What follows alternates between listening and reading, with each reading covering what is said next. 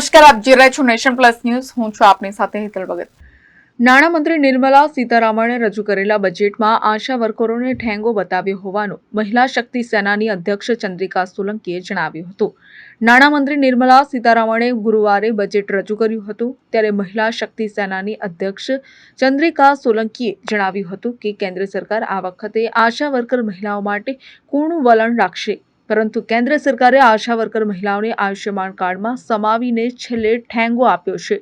ચંદ્રિકા સોલંકીનું કહેવું છે કે 6 લાખ સુધીની આવક સુધી લોકોને આયુષ્યમાન કાર્ડ મળે છે. જો કે આશા વર્કર મહિલાઓ 1.5 લાખ જેટલા જ કમાય છે, જેને લઈને મહિલાઓએ ભારે સૂત્રોચ્ચાર કર્યા હતા.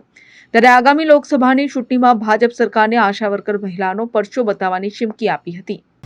કેન્દ્ર સરકારે આજે જે બજેટ જાહેર કર્યું હતું ત્યારે અમને એક આશા હતી કે નક્કી આ વખતે આશા વર્કર બહેનો માટે સરકાર કૂણું વલણ દાખવશે, પરંતુ કેન્દ્ર સરકારે આશા વર્કર બહેનોને આયુષ્યમાન કાર્ડમાં સમાવીને ક્યાંક ને ક્યાંક રીઝવવાનો પ્રયાસ કર્યો છે. મારી દ્રષ્ટિએ આ પ્રયાસ એમનો નાકામ સાબિત થવાનો છે, કેમ કે આમે આયુષ્યમાન કાર્ડ યોજના હેઠળ 6 લાખની આવક મર્યાદા છે અને મોટે ભાગે ભારત દેશની કોઈ આશા વર્કરની આવક 6 લાખથી ઉપર તો શું 6 લાખની નીચે 1 લાખ કે 1.5 લાખ પણ એમની આવક નહીં થતી હોય. એટલે ભારતના નાગરિક તરીકે આ યોજનાની અંદર સ્વાભાવિક રીતે બહેનો આવી જ જાય છે.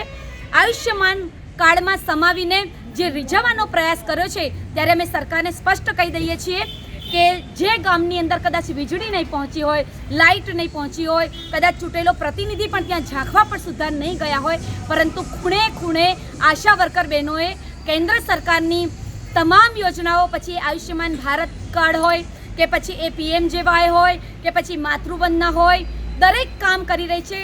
ટીબી મુક્ત ભારત કરવું, મેલેરિયા મુક્ત ગુજરાત કરવું, પોલિયો મુક્ત ને ગુજરાત બનાવ્યું, માતા મરણ અટકાવ્યું, બાળ મરણ અટકાવ્યું. તેમ છતાં પણ મહિલા વિકાસની વાતો ફક્ત ભાષણોમાં, બેનરોમાં અને પોસ્ટરમાં જ દેખાય છે.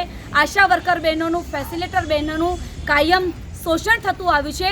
એટલે આવનાર સમયમાં અમે નક્કી આક્રમક રીતે પ્રચંડ એકતાથી લડત લડીશું.